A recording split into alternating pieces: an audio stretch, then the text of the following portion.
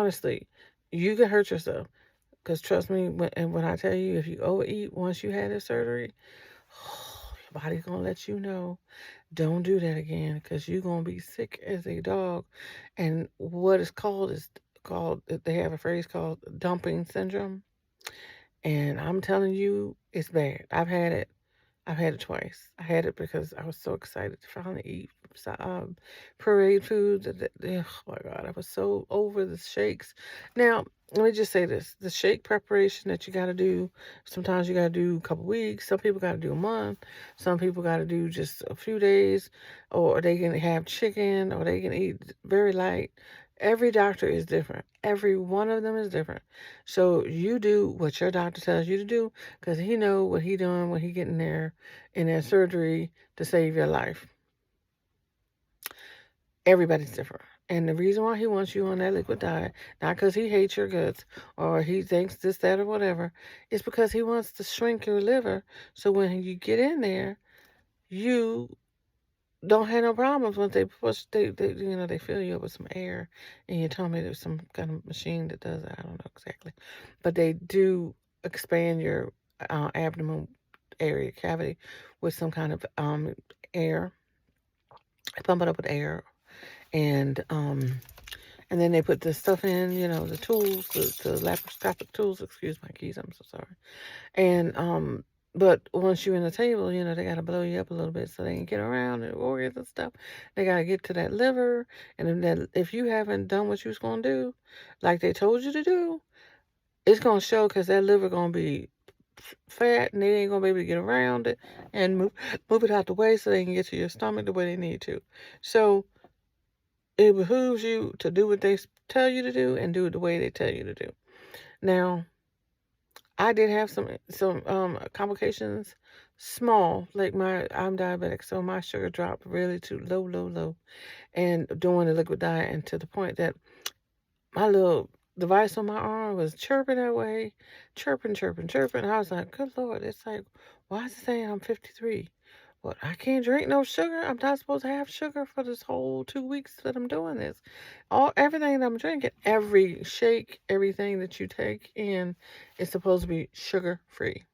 That means that don't mean a little bit of sugar. No, that means no sugar at all. And also, I'm trying to shrink my liver.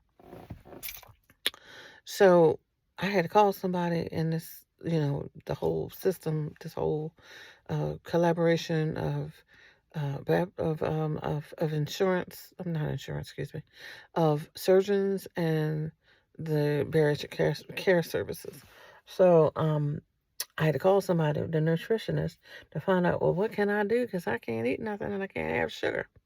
So she did tell me if you had to, you could eat boiled egg, one egg, not 12, not four, one. And she meant one.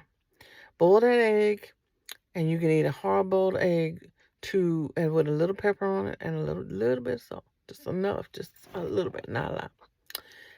And so I ate that, and I'm telling you, my sugar came up. And then later on I went to bed, and when I woke up, I was thirsty, and I said, "Well, I need to drink some water. I don't think I had enough water." And sure enough, it was because I didn't have enough water that my sugar kept dropping. And so after that, I deduced that's what it is. I'm not drinking enough. I'm not hydrated enough. So I drank the water. I didn't need no more eggs at all to maintain my sugar, and I felt significantly better. And we went on the rest of those 14 days. And then I had the surgery, and then, you have to be on liquid diet for 2 more weeks. After surgery, you don't want to eat no way, and you barely can get all that fluid in.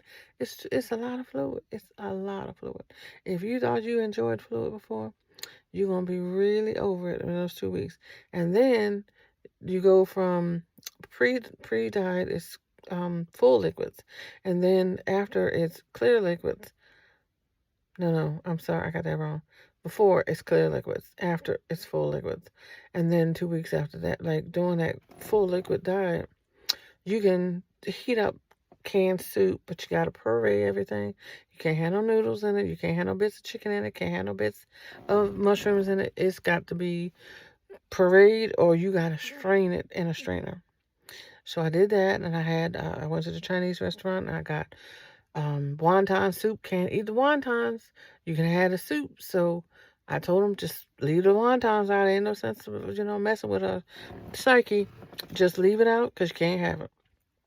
And then I had that. I would buy cans of Campbell soup that it put chicken breast broth, and that was really difficult because that was gross and it really don't have no good taste to it.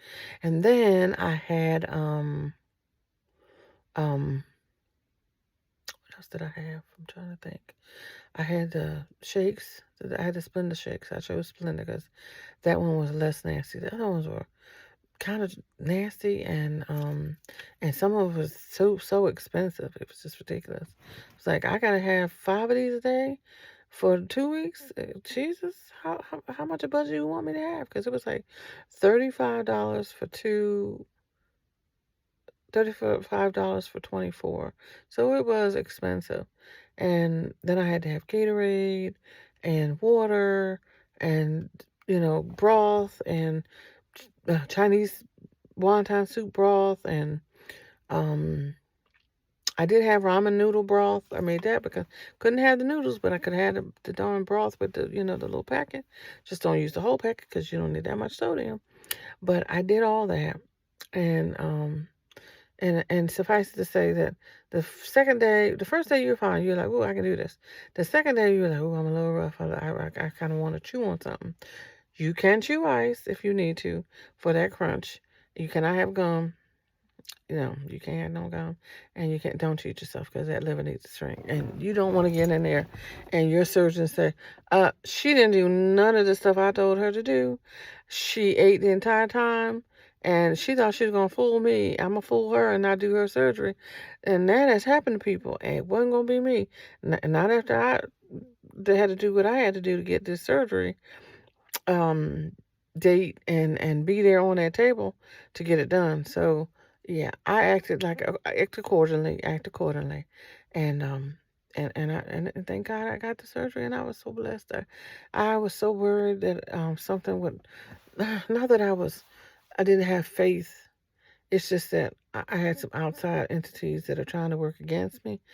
And, excuse me. And I didn't want to have any interruptions, anything happen, anybody try to sabotage it, um, anything. I just didn't want anything to go wrong where I wouldn't have the surgery.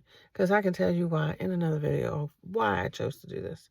What is my why and what is my motivation? Because I honestly feel like if you don't know why you really want this and you just trying to get snatched for the summer, no ma'am, this ain't the way to do that. Because this is truly the rest of your life. Once you do this, there ain't no going back. So you got to know that when you start this, there ain't no going back. This is going to be your new life until